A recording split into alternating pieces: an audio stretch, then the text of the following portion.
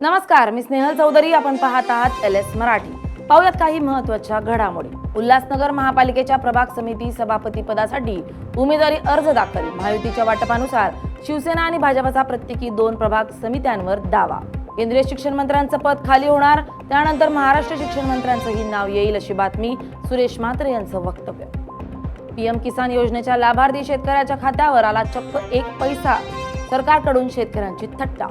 केतन अग्रवाल हत्येच्या निषेधार्थ देहू रोड या ठिकाणी व्यापारी संघटनेच्या वतीनं कॅन्डल मार्च. हातात मेणबत्त्या आणि निषेधाचे फलक घेऊन नागरिकांचा संताप.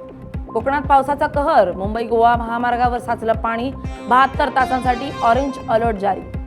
परभणीच्या महापालिकेचे पहिल्याच जोरदार पावसात पितळ उघडे. गटाराचं पाणी आलं रस्त्यावर. नागरिकांचा संताप.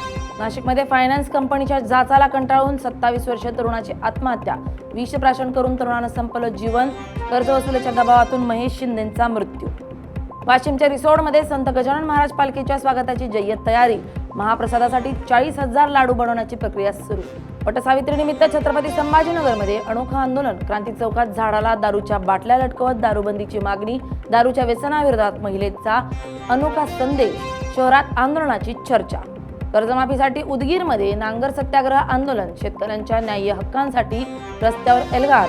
बहुजन विकास अभियानाचा सरकारला इशारा. या होत्या काही महत्त्वाच्या घडामोडी. पाहत रहा LS मराठी, सत्याची नवी दिशा.